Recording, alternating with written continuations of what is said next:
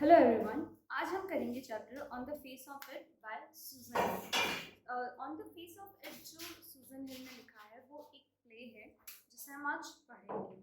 पहले सूजन हिल के बारे में जान लेते हैं। सूजन हिल जो है वो एक इंग्लिश की नॉवलिस्ट हैं। चिल्ड्रन की बुक्स लिखी है उन्होंने, चिल्ड्रंस के बारे में स्टोरीज लिखी है, चाइल्ड राइटर है। उसी के साथ में वो एक प्ले राइटर भी है। उनकी नॉवल लिखने का जो तरीका होता था, जो उनकी स्टोरीज लिखने का तरीका होता था, वो बहुत ही ज़्यादा डिस्क्रिप्टिव और गॉथिक स्टाइल में होता था। स्पेशली जो उनकी घोस्ट स्टोरीज थी उनसे लोग रिलेट कर सकते थे। उनकी एक सबसे फेमस घोस्ट स्टोरी जो रही हुई है वो है द वुमन इन ब्लैक। उसका जो लिखने का तरीका था वो बहुत ही अलग था, सबसे बहुत ही ज़्यादा डिस्क्रिप्टिव गॉथिक इंटरप्रिटेशन था उनका चीज़ों का। और ये जो नॉवल है ये 1983 में पब्लिश हुई थी। अब आते हैं हम इस प्ले के ऊपर जिसका नाम है on the face of it. On the face of it जो प्ले है वो बेसिकली हमारे समाज की एक ग्रिम रियलिटी को प्रेजेंट करता है। हमारे समाज में हर तरह के लोग रहते हैं। कुछ लोग जो होते हैं वो फिजिकली इम्पेयर्ड होते हैं और कुछ लोग जो होते हैं वो प्रॉपर होते हैं, जो कि बिल्कुल में कोई भी फिजिकल जिसको हम कमी कहते हैं वो नहीं होती। पर कुछ जो होते हैं वो ईदर बाय बर्थ या फिर किसी एक्सीडेंट में या किसी कारण से थोड़े से फिजिकली डैमेज हो जाते हैं या फिजिकली चैलेंज हो जाते हैं। तो ये स्टोरी जो है ये उसी चीज़ के बारे में डिपिक्ट करती है कि जो फिजिकली इम्पेयर्ड लोग हैं, जो कि फिजिकली हम जितने अच्छे नहीं हैं या एक नॉर्मल इंसान जितने अच्छे नहीं हैं, उनके साथ में सोसाइटी कैसे बिहेव करती है। इस प्ले की थीम जो है वो इसी आइडिया के बारे में है कि कोई भी इंसान जो कि फिजिकल इम्पेयरमेंट या फिजिकल एबनॉर्मेलिटी या हैंडीकैप है, इनसे सफ़र कर रहा है, तो वो ऑलरेडी बहुत लोनली है, बहुत परेशान है, खुद में अकेला है। और उसके बाद में जो सोसाइटी का बिहेवियर उसके साथ है, जो उसके आसपास के लोगों का उसके साथ बिहेवियर है, वो बहुत ज़्यादा डिप्रेसिंग होता है उनके साथ। अगर आप उनके साथ अच्छा बिहेव करते हैं तो वो अपने उस सेंस ऑफ लोनलीनेस से बाहर आ सकते हैं। लेकिन अगर आप उनके साथ में वैसे ही बिहेव करेंगे कि अरे यार ये तो लग रहा है, या अरे यार ये तो सुन नहीं सकते तो बह रहा है, तो वो ऑलरेडी जो डिप्रेस है उससे वो और डिप्रेस हो जाएंगे। दूसरी चीज जिसके बारे में ये चैप्टर बात कर रहा है वो बात कर रहा है अपीयरेंसेस आर डिसेप्टिव। यानी कि बहुत बार ऐसा होता है कि हम लोगों को उनकी फेस वैल्यू पे जज कर लेते हैं। फॉर एग्जाम्पल, अगर मैंने आपको देखा या आपने मुझे देखा तो आप हो सकता है मुझे देखिए ये अपने बारे में थॉट बना लो कि यार ये लड़की तो बहुत ही बदतमीज होगी, बहुत ही मोटी है, बहुत ही अजीब सी है। तो ये जो थॉट है ये आपने मेरे को मेरी सरफेस लेवल पे देख कर दिया है। तो हो सकता है कि मेरा जो लुक है वो ऐसा ना, मेरा लुक ऐसा हो और मेरा जो नेचर है वो बिल्कुल अपोजिट हो। इसीलिए कहते हैं लुक्स आर डिसेप्टिव। तो ये जो चैप्टर है ये बेसिकली इन दो थीम्स पे बात कर रहा है कि एक तो हमारी सोसाइटी जो है वो फिजिकल इम्पेयर्ड लोगों के साथ कैसे बिहेव करती है, या हमें उनके साथ कैसे बिहेव करना चाहिए। वो ऑलरेडी बहुत ज़्यादा लोनली है, तो हम उनको क्या और डिप्रेशन में लाते हैं, या उनका जो नेगेटिव व्यू है हम उसको चेंज कर सकते हैं, क्या हमें करना चाहिए। एक तो इस बारे में। और दूसरा उन्होंने ये बताया कि जो फिजिकल इम्पेयर्ड लोग होते हैं जिनके लुक्स पे हम सीधा चल जाते हैं और उनसे हम फिर बात नहीं करते, या उनके साथ हम भेदभाव करते हैं, या उनको जिसको कहते हैं बहुत ही अजीब सी नज़रों से देखते हैं, बहुत ही जिसको कहते हैं ना हम कि एक हकारता वाली नज़र से देख रहे हैं, या फिर गिल्ट वाली नज़र से देख रहे हैं, या किसी भी अजीब तरह की नज़र से देख रहे हैं rather than being seeing them as normal. तो ये चैप्टर जो है ये उसी दो चीज़ों के बारे में डील करता है। अब हम आते हैं चैप्टर के कैरेक्टर्स पे। तो सबसे पहला कैरेक्टर जो इस चैप्टर का है वो है डेरी। डेरी जो है वो एक 14 साल का लड़का है। इसका जो फेस है वो जला हुआ है किसी एक्सीडेंट के कारण। किसी एक्सीडेंट में नहीं बल्कि इसके फेस पे एसिड गिर गया था। तो एसिड गिरने से इसका फेस जो है वो आधा जल गया था। तो इसका आधा फेस नॉर्मल है, आधा फेस जला हुआ है। अब लोगों की बातें सुनकर, लोगों के एटीट्यूड को देखकर इसने अपने ही दिमाग में अपने लिए बहुत सारे कॉम्प्लेक्सेस डेवलप कर लिए हैं। बहुत ज़्यादा नेगेटिव ख्याल है, बहुत ज़्यादा पेसिमिस्टिक इंसान है ये अपनी ज़िंदगी से फ्रस्ट्रेटेड है, बहुत ही ज़्यादा इंट्रोवर्ट है, कॉन्फिडेंस नहीं है, सेल्फ स्टीम नहीं है। मतलब हर चीज़ को लेके डाउट करता है कि यार मैं ये करूँगा तो वो क्या सोचेगा, मैं करूँगा तो ये क्या होगा, वो क्या होगा। तो ये बिल्कुल भी कॉन्फिडेंट नहीं है। इसका जो सेल्फ एस्टीम जिसको हम कहते हैं, सेल्फ कॉन्फिडेंस है, वो बिल्कुल लो है। अब वही कहानी का दूसरा कैरेक्टर जो है वो है मिस्टर लैम। मिस्टर लैम भी फिजिकली इम्पेयर्ड है। उनकी जो पैर है वो टिन का है, उनके टिन लैग है, अकेले रहते हैं, इसीलिए वो कंपेनियनशिप और एक्सेप्टेंस को तलाशते हैं, उनमें देखते हैं। अगर कोई वो एक गार्डन, उनका एक गार्डन है, एक घर है और एक गार्डन है, तो उस गार्डन के अंदर वो लोगों को आने की परमिशन देते हैं क्योंकि वो अकेले हैं। जब लोग उनके गार्डन में आते हैं तो उनको उनको देख के खुशी होती है, उनको लगता है कि यस मेरे साथ कोई बात करने वाला आ गया। ये इनका जो नेचर है डेयरी से बिल्कुल अपोजिट है। जहाँ डेयरी बहुत ही ज़्यादा पेसिमिस्टिक है, सेल्फ कॉन्फिडेंस के अंदर बहुत ही ज़्यादा लो है, उसकी सेल्फ एस्टीम बहुत लो है, उसमें बहुत ज़्यादा कॉम्प्लेक्सेस हैं। वहीं मिस्टर लैम जो है वो बहुत ही जोवियल नेचर के हैं, उनका बहुत ही जीवन को लेके बहुत ही पॉजिटिव अप्रोच रखते हैं, वो बहुत ही ज़्यादा ऑप्टिमिस्टिक इंसान है, उनको हर चीज़ में पॉजिटिविटी देखने की आदत हो जाती है। तो वो हर चीज़ के अंदर, हर इंसान में, हर चीज़ में पॉजिटिव एस्पेक्ट से ढूंढते हैं। वहीं जो डेरी है वो हर चीज़ में नेगेटिव एस्पेक्ट्स को देखता है। बच्चे जो हैं वो मिस्टर लैम को लेनी लैम, टिन कैन लैब या टिन लैग लैम इस नामों से बुलाते हैं, पर इन नामों से भी उनको बुरा नहीं लगता। वो इस चीज़ को भी एक्सेप्ट करके उसको भी पॉजिटिविटी में लेते हैं कि यार ये बच्चे अगर मुझे इस नाम से बुला रहे हैं तो हो सकता है ऐसा करने से उनको खुशी मिल रही हो। अगर उनको खुशी मेरे कारण मिल रही है तो एक अच्छी बात है कि मैं उनकी लाइफ में एक खुशी का काम करूँ। तो वो ऐसे हर चीज़ को बहुत ही ज़्यादा पॉजिटिव सोच में लेते हैं। अब हम आते हैं प्ले में। तो जो ये प्ले है ये एक स्टोरी है, interaction between two characters that are Derry and mister Lamb. Mister Lamb और डेरी जो है वो एक दूसरे के कॉन्ट्रास्ट है। मतलब अगर डेरी नॉर्थ है तो मिस्टर लैम जो है वो साउथ है। मतलब दोनों एक दूसरे के बिल्कुल ऑपोजिट है, दोनों का नेचर, दोनों का सोचने का तरीका। जो चीज़ दोनों को कॉमनली बाइंड करती है वो है उनकी फिजिकल इम्पेरिटी। जहाँ की डेरी का चेहरा जला हुआ है, वहीं पे मिस्टर लैम की जो पैर है वो टिन का है, उनकी टिन लैग है। तो बस ये एक इन दोनों के बीच का कॉमन पॉइंट है जिसपे ये दोनों बॉन्ड कर सकते हैं। उसके अलावा दोनों का जो नेचर है वो पोल अपोजिट है। तो स्टोरी स्टार्ट ऐसे होती है कि एक दिन लोगों से बचते हुए जो डेरी है वो चोरी छुपे मिस्टर लैम के घर के अंदर चल जा मिस्टर लैम के गार्डन के अंदर चल जाता है। वो उन लोगों से बच रहा होता है जो उसको अगली फेसेट बोलना चाहते हैं, जो उसको अगली फेसेट बोल के चिढ़ाते हैं। तो वो उन लोगों से छुपता छुपाता हुआ मिस्टर लैम के उसमें चल जाता है। वहाँ पे मिस्टर लैम जब उसको देखते हैं तो वो उसको वेलकम करते हैं। तो उन दोनों के बीच में क्या कॉन्वर्जेशन होती है, क्या ऐसी बातें मिस्टर लैम डैडी को बताते हैं कि उसका जो एटीट्यूड है जीवन को लेकर, लाइफ को लेकर, जो उसकी नेगेटिव कॉम्प्लेक्सेस है, जो उसकी नेगेटिव अप्रोच है लाइफ को लेकर, वो सडनली चेंज हो जाती है। इसी सब के बारे में ये कहानी है। जैसा कि मैंने आपको बताया कि जो प्ले है ये हमारे वर्ल्ड की, हमारी सोसाइटी की बहुत ही ज़्यादा सैड रियलिटी को रिप्रेजेंट करता है कि हम लोग फिजिकल इम्पेयर्ड लोगों के साथ अच्छा बिहेव नहीं करते। उनको फिजिकल पेन तो जो है वो होता ही होता है, उसके साथ में हम जो उनको इमोशनल पेन देते हैं, उनको बेलिटिल करके, उनकी तरफ ध्यान ना देके, तो वो चीज़ें उनको और ज़्यादा दुखी करती हैं। जैसा कि मैंने बताया कि दो फिजिकली इम्पेयर्ड लोग एक साथ आते हैं, उनके बीच में एक फ्रेंडशिप स्ट्राइक होती है और यही इस चैप्टर का क्रक्स है।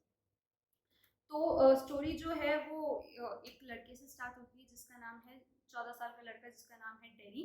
डेरी जो होता है वो बहुत ही ज़्यादा यंग होता है, शाय होता है, लेकिन इंट्रोवर्ट होता है। उसका लोगों को लेके, दुनिया को लेके पर्सपेक्टिव जो है वो बहुत ही नेगेटिव होता है, बहुत ही पेसिमिस्टिक होता है। और जो मिस्टर लैम्ब है वो बहुत ही जोवियल इंसान है, बहुत ही एमिएबल है, बहुत ही फ्रेंडली है। जो भी उसके पास आता है उनसे हंस के बात करते हैं, खुशी होकर बात करते हैं, और उनका लाइफ को देखने का जो एटीट्यूड है वो बहुत ही पॉजिटिव है। वो लोगों को जो है हमेशा पॉजिटिव स्टोरी सुनाते हैं, उनको इंस्पायर करते हैं, सब उनको पसंद करते हैं। ये चीज़ वो है। तो अब ऐसा क्या होता है कि मिस्टर लैम के गार्डन के अंदर डेरी जो है वो छुपते छुपाते लोगों से बचते हुए गार्डन में आता है। गार्डन में आके जब वो दीवार कूद कर आता है, ना कि गेट से आता है। तो मिस्टर लैम जब उसको देखते हैं तो वो उसको बोलते हैं कि बोले तुम कूद कर क्यों आए, तुम दरवाजे से आ जाते हैं। मेरा दरवाज़ा सबके लिए खुला है, मैं अपना दरवाज़ा किसी भी इंसान के लिए बंद कभी करता ही नहीं हूँ। जो भी चाहता है वो आराम से मेरे यहाँ पर घर में आ सकता है, मेरे गार्डन में आके बैठ सकता है, एप्पल्स को देख सकता है, उनके गार्डन में बहुत सारे एप्पल के पेड़ होते हैं, एप्पल्स को देख सकता है, उनको एंजॉय कर सकता है, उनको खा सकता है। मैं किसी को कभी कुछ मना करता ही नहीं हूँ। तो डैडी जो होता है वो उसको अकेले रहने की आदत होती है, बहुत ही इंट्रोवर्ट होता है। तो उसने पहले मिस्टर लैम को नहीं देखा होता जब वो कूद रहा होता है। तो मिस्टर लैम को जब वो देखता है तो उसको लगता है कि यार अब ये भी मुझे ऐसे ही देखेगा कि अरे बेचारा जला हुआ फेस, ये वो। तो वो मिस्टर लैम को बोलता है कि सॉरी मैंने आपको नहीं देखा, अब मैं वापस जा रहा हूँ, मैं उन लोगों से बच पाता हूँ। तो मिस्टर लैम उसको रोक कर बोलते हैं, बोले अरे यार मत जाओ, बैठो, हम कुछ बात करते हैं। तो तो वो बोलता है, बोले नहीं आप भी अब मेरे को देख के डर जाओगे। तो वो बोलते हैं मिस्टर लैम कि क्यों, मैं तुम्हें देख के क्यों डर जाऊंगा। तो डेरी बोलता है कि मेरा फेस आधा जला हुआ है, किसी भी इंसान को ये फेस पसंद नहीं आता, सब मेरे को देख के बोलते हैं जला हुआ फेस, जला हुआ फेस, मेरा मजाक उड़ाते हैं, मेरे को कोई प्यार नहीं करता। अभी मैंने 2 औरतों को बात करते हुए सुना है कि वो जो है इस मेरी शक्ल पे कोई औरत जो है वो किस करना ही नहीं चाहती, इसकी मम्मी पता नहीं कैसे किस करती होगी, और जो मेरी मदर है वो भी मुझे किस करती है तो मेरे दूसरे साइड वाले गाल पे जहाँ जला हुआ है वहाँ वो किसी नहीं करती। तो इन सब चीज़ों से मुझे बहुत प्रॉब्लम होती है। उसी तरह आप भी मेरा ऐसे ही मजाक उड़ाओगे, आप भी मुझे उसी नज़रों से देखोगे, तो इट्स बेटर कि मैं आपको छोड़ के अकेला चल जाऊँ। तो मिस्टर लैम उसको बताते हैं कि बोले तुम अकेले नहीं हो, मेरी भी जो पैर है वो तिनका है, मैं भी जो हूँ वो फिजिकली इम्पेयर्ड हूँ तुम्हारी तरह, पर मेरा नज़रिया तुम्हारे नज़रिए से बहुत अलग है, मैं लाइफ को बहुत पॉजिटिवली देखता हूँ। तो मिस्टर लैम को डेरी काउंटर करते हुए बोलता है कि बोले हाँ, क्योंकि आपकी जो लैग है वो आप छुपा लेते हो, टिन की लैग जो होती है उससे आपको इतनी प्रॉब्लम नहीं होती, मैं मेरी शक्ल कहाँ छुपाऊँ, ये जला हुआ फेस सब देखते हैं, सब मुझे बहुत ही दया की भावना से देखते हैं कि अरे बेचारा इसका तो चेहरा जला हुआ है, अभी आके जिंदगी में क्या करेगा, इसका क्या बनेगा, ये सारी नजरों से देखते हैं और ये मुझे बिल्कुल पसंद नहीं है। तो मिस्टर लैम उसकी बातें सुनते हैं, उसको काउंटर करते हैं। मिस्टर लैम जो है वो उसको काउंटर करके उसको बहुत सारी चीज़ें बताते हैं, उसको बहुत सारे मोटिवेट करते हैं, उसको बताते हैं कि जो चीज़ें दिखती हैं हकीकत में उनको वैसी होती नहीं है। हमें किसी भी चीज़ को, किसी भी इंसान को, किसी भी चीज़ को उनके फेस वैल्यू पे, उनके अपीयरेंसेस पे नहीं लेना चाहिए, हमें उनके नेचर पे जाना चाहिए। वो इस चीज़ के उनको बहुत सारे एग्जाम्पल देते हैं। जैसे वो बताते हैं कि मेरा दरवाज़ा, जैसे कि मैंने तुम्हें बोला कि सबके लिए खुला है, क्योंकि मैं चाहता हूँ कि लोग आएँ, लोग आकर बैठें, मुझसे बात करें, खेलें। फिर गार्डन के फिर जो मिस्टर लैम्ब है वो उसको अपने गार्डन का एग्जांपल देते हैं कि गार्डन के अंदर जो है वो फ्लावर्स के साथ वीड उगते हैं। वीड जो है वो लोगों को लगता है कि अनवांटेड है, तो वो अपने आप उगते हैं, फ्लावर्स के साथ आते हैं, लेकिन साथ में दोनों को एग्जिस्ट करते हैं, फ्लावर्स भी और वीड भी। उसी तरह से हमारी सोसाइटी के अंदर 2 तरह के लोग को एग्जिस्ट करते हैं, एक जो पूरी तरह से ठीक है और दूसरे हम जैसे लोग जो कि फिजिकली इम्पेयर्ड है पर फिर भी हम लाइफ के अंदर रहते हैं। डैडी फिर भी नहीं मानता, डैडी फिर भी उनको काउंटर करता रहता है, अपने नेगेटिव थॉट्स को बताता रहता है कि नहीं, मेरे को कोई प्यार नहीं करता, मेरे को बच्चे खिलाते नहीं है, मेरे को सब जली हुई शक्ल का कहते हैं, कोई मेरे को देख के डर जाता है, कोई मेरे साथ ये करता है, मुझे कोई प्यार नहीं करेगा, आपके लिए बोलना बहुत आसान है, आप ये कर सकते हो, वो कर सकते हो, दुनिया में मुझे कोई पसंद नहीं करता, इस टाइप की वो चीज़ें उनको बोलता रहता है। तो मिस्टर लैम और डैडी को मोटिवेट करने के लिए कहानी सुनाते हैं कि ठीक है, तुम जो बोल रहे हो मैं समझ गया, अब तुम वैसे ही इतना नेगेटिव सोचते हो तो चलो मैं तुम्हें एक चीज़ बताता हूँ। वो उसको कहानी ये सुनाते हैं कि एक इंसान था, उसको घर के बाहर निकलने में बहुत डर लगता था, उसको लगता था वो कहीं बाहर जाएगा तो लोगों से बात करेगा, गाड़ियों में बैठेगा, कुछ करेगा तो वो मर जाएगा, क्योंकि अगर वो किसी इंसान को छुएगा उससे उसका इन्फेक्शन हो गया तो वो मर जाएगा, वो गाड़ी में बैठेगा, गाड़ी का एक्सीडेंट हो गया तो वो मर जाएगा, वो सड़क पे बाहर निकलेगा तो उसको हो जाएगा, अगर वो रेस्टोरेंट में जाएगा कहीं बाहर खाने तो उसको फूड पॉइजनिंग हो जाएगा तो वो मर जाएगा। तो उस इंसान ने अपने आप को एक कमरे में बंद कर लिया था और वो अपने बेड के ऊपर ही लेटा रहता था, उसको लगा था कि इससे ज़्यादा सेफ प्लेस अब और कोई है ही नहीं, मैं और कहीं जा ही नहीं सकता, मेरे को इससे ज़्यादा सेफ मैं कहीं होगा नहीं, अगर मैं यहाँ रहूँगा तो मैं हमेशा सेफ रहूँगा, उसने ये सोचा।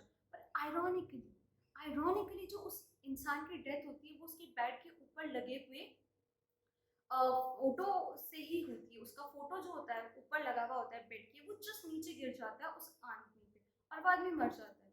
तो इससे वो डैडी को ये समझाते हैं कि तुम अपना जीवन जो है वो डर में जी सकते हो कि लोग क्या सोचेंगे, लोग क्या करेंगे, उस इंसान की तरह जो कि इस डर से बाहर ही नहीं निकला, बट एट द एंड नुकसान उसी का हुआ, क्योंकि बिना कुछ देखे, बिना कुछ करे हुए वो अपने घर में रहता हुआ मर गया। ठीक उसी तरह अगर तुम लोगों को लेके नेगेटिव अप्रोच रखोगे, लोगों से बात नहीं करोगे, लोगों को समझोगे नहीं, लोगों को अपने आप को समझने का मौका नहीं दोगे, तो वो तुम्हें तुम्हारी अपीयरेंस पे ही जज करेंगे, तुम जले हुए दिखते हो, आधे जले हुए हो तो आधे जले हुए ही वो तुम्हें समझेंगे। डैडी हकीकत में क्या है, डैडी कौन है, डैडी का नेचर क्या है, डैडी क्या चाहता है दुनिया से, डैडी क्या अपने आप से चाहता है, वो किसी को कैसे पता लगेगा अगर तुम उससे दोस्ती नहीं करोगे तो। जब वो इतनी सारी चीज़ उसको समझाते हैं, उसको एग्जाम्पल्स देते हैं, तो डेरी को ये चीज़ धीरे धीरे समझ में आने लगती है, उसको लगता है कि बोले हाँ यार, जो मैं सोचता था दुनिया को लेके, जो मैं समझता था दुनिया को लेके, वो कहीं ना कहीं बहुत ज़्यादा गलत है, बहुत ज़्यादा नेगेटिव है। हो सकता है कि जो लोग मुझे देखते हो वो सब ये नहीं सोचते हो कि अरे यार बेचारा, इसका तो चेहरा जला हुआ है, आगे ज़िंदगी में क्या करेगा। हो सकता है वो मुझे ये देख के सोच रहा हूँ कि यार मेरे को इस इंसान से दोस्ती करनी है, मेरे को इस इंसान के बारे में जानना है। हो सकता है जो मेरी मदर मुझे इतना प्रोटेक्ट कर रही हो, वो मुझे नहीं, मेरे आधे जली हुई शक्ल को प्रोटेक्ट कर रही हो। वो ये सोच रही हो कि यार मैं दुनिया में क्या करूँगा, लेकिन मुझे उन सबको गलत प्रूव करना है। मुझे लोगों को ये प्रूव कराना है कि नहीं, मैं मेरी ज़िंदगी को लेके बहुत पॉजिटिव हूँ, मेरा लाइफ को लेके जो एक तरीका है जीने का वो बहुत पॉजिटिव है। तो इस तरह से वो चीज़ जो आती है उसको समझ में आती है। वो मिस्टर लाम को बोलता है कि बोले थैंक यू सो मच, आपने मुझे इतनी सारी बातें बताई, अब मुझे चीज़ें थोड़ी थोड़ी समझ में आने लगी है। मैं कोशिश करूँगा कि मैं अपने लाइफ को देखने का नज़रिया, जीने का जो नज़रिया है वो थोड़ा सा चेंज कर पाऊँ। तो मिस्टर लाम जो होते हैं वो डेरी को बोलते हैं कि अच्छा ठीक है, चलो तुम्हें मैंने इतनी सारी बातें समझा दी, मैंने तुम्हें बातें कर ली, हम दोनों ने इतनी सारी बातें की, अब प्लीज़ तुम मेरी मदद कर दो क्रैब एप्पल्स को तोड़ने में, सड़े हुए एप्पल्स को तोड़ने में, क्योंकि मैं लेडर पे चढ़ के उनको पेड़ से तोड़ूंगा, मेरी टिन लैग है, मुझे प्रॉब्लम होती है, तो इसलिए तुम कर दो। डैडी उनको बोलता है कि अब मैं अपनी मदर को बिना बताए आपके गार्डन में आके बैठा हूँ, मेरी जो मदर है वो मेरी चिंता कर रही होंगी, इसलिए मुझे अभी जाना है, मैं उनसे परमिशन लेके आपके पास वापस आ जाऊंगा। मिस्टर लैम उसको बोलते हैं, बोले नहीं यार बाद में ले लेना, प्लीज़ पहले मेरी मदद कर दो। पर डैडी जो होता है वो बोलता है, बोले नहीं नहीं मेरी मम्मी चिंता कर रही होगी, मैं जाता हूँ, परमिशन लेके वापस आ जाऊँगा, प्रॉमिस। डैडी वहाँ से चल जाता है। मिस्टर लैम जो होते हैं उनको इस तरह के लोगों से रिजेक्शन की आदत होती है। लोग आते हैं उनके पास, उनसे कुछ प्रॉमिस करते हैं, पर वो अपना प्रॉमिस कभी फुलफिल नहीं कर पाते। तो इसी तरह मिस्टर लैम को लगता है कि बोले डैडी आया है पर अब वो वापस नहीं आएगा, वो अपना प्रॉमिस भूल जाएगा बाकी लोगों की तरह, तो ये काम अब मुझे खुद को ही करना है। तो वो लेडर पे चढ़ के है ना एप्पल्स तोड़ने लगता है। अब सीन जो होता है वो शिफ्ट होता है डैडी की साइड। तो डैडी जो है ना वो घर जाता है, अपनी मदर को बताता है कि बोले मदर मैं ना मिस्टर लैम के पास जा रहा हूँ कि क्रैब एप्पल को तोड़ने। तो जो उसकी मदर होती है ना वो उसको मना कर देती है कि बोले नहीं तुम बाहर मत जाओ, तुम लोगों से मत मिलो। वो अपनी जगह गलत नहीं होती, उसकी मदर लोगों को, क्योंकि वो जानती है कि उनका बेटा जो है वो इंट्रोवर्ट है, वो ज़्यादा लोगों से घुलता मिलता नहीं है, तो उसकी मदर को ये चिंता होती है कि लोग उसको देखेंगे तो वो क्या बात करेंगे, कुछ ऐसा बोल दिया कि मेरे बेटे को बुरा लग गया तो क्या होगा। तो उसकी मदर इसलिए उसको इन सब चीज़ों को सोच के रोकती है। पर डैडी जो होता है वो बहुत ही एडवेंट होता है, वो बोलता है बोले नहीं मैं मदद करने चाहूँगा, आप चिंता मत करो, मुझे कुछ नहीं होगा, मैं बिल्कुल सेफ हूँ। मैंने अपना जो नज़रिया है चीज़ों को लेके, दोस्तों को लेके, लोगों को लेके, उसको थोड़ा सा बदल दिया है। तो अब जो मैं सोच रहा हूँ, जो मैं समझता हूँ, वो चीज़ों को मैं देखना चाहता हूँ, और ये सब जो मेरे में चेंज आया है ये मिस्टर लैम के कारण ही आया है, उन्हीं की बातों से आया है। मुझे उनकी ज़रूरत है। अगर मुझे मेरी लाइफ में पॉजिटिविटी चाहिए तो मुझे मिस्टर लैम के पास जाना ही होगा। वो इतनी ज़िद करता है कि एट द एंड में जो है उसकी मदर जो है वो उसको बोल देती है ठीक है, वो रोक नहीं पाती उसको, और जो डेरी है वो खुश होता तो मिस्टर लैम के पास चल जाता है उनकी हेल्प कराने क्रैब एप्पल्स को तोड़ने। पर जब वो मिस्टर लैम के गार्डन में जाता है तो वो देखता है कि मिस्टर लैम जो होते हैं वो ग्राउंड के ऊपर लेटे हुए हैं। डेरी जो होता है मिस्टर लैम को हिलाता है, उनको बोलता है कि मिस्टर लैम उठिए, मैं आ गया, मैं अब आपके एप्पल्स तोड़ने में मदद कर दूंगा, पर ऐसा नहीं होता। मिस्टर लैम एप्पल तोड़ने के चक्कर में खुद अपनी जो लेडर जिस पे वो खड़े थे उससे गिर गए, और वो हिलते नहीं, कुछ बात नहीं करते, विच सिंपली इम्प्लाइज कि उनकी डेथ हो गई है। तो आयरॉनिकली सिचुएशन ये है कि जिस इंसान ने डेरी को जीवन जीना सिखाया उसकी डेथ हो गई। बेसिकली इस चैप्टर में हमें सिर्फ ये समझाया है ऑथर ने कि आपका जो नज़रिया है लोगों को लेके, जो फिजिकली इम्पेयर्ड लोग हैं उनको लेके, वो नज़रिया आपको बदलने की बहुत ज़रूरत है। हम फिजिकली इम्पेयर्ड लोगों को ऐसे देखते हैं कि जैसे वो कोई बीमारी हो, पर हकीकत में बीमारी उनके उनकी उनके अंदर नहीं, हमारी सोच के अंदर है। हम अगर उनको अच्छी नज़रों से, हमारे बराबर वाली नज़रों से देखेंगे तो सोसाइटी जो है वो बहुत ही खूबसूरत जगह हो जाएगी दोनों लोगों के रहने के लिए। लेकिन वहीं अगर हम उन्हें हर बार इस चीज़ का एहसास दिलाएंगे कि तुम में कुछ कमी है, तुम में कुछ कमी है, तुम हमारे जैसे नहीं हो, तो वो पहले ही एक दर्द से गुजर रहे होते हैं, ऊपर से ये दर्द जब हम उन्हें देते हैं तो वो और ज़्यादा दर्द में रहकर बिल्कुल पीछे चल जाते हैं, अपने आप को सोसाइटी से, बाकी चीज़ों से बिल्कुल विड्रॉन कर लेते हैं। तो हमेशा हमें ये ध्यान रखना चाहिए कि हम किसी भी इंसान को उसकी कमी का एहसास नहीं दिलाएं, स्पेशली जो फिजिकली इम्पेयर्ड लोग हैं उनको हम कभी भी ये ना बताएं कि तुम्हारे में ये कमी और हम तुम पे दया कर रहे हैं या हम तुम पे कर रहे हैं। हमें हमेशा उनको खुद की इक्वल ट्रीट करना चाहिए, उनके जैसा समझना चाहिए, ताकि वो लोग भी अपने आप को सोसाइटी का, इस दुनिया का एक हिस्सा समझ कर कुछ अलग ना समझे। ये थी कहानी on the face of it. Thank you.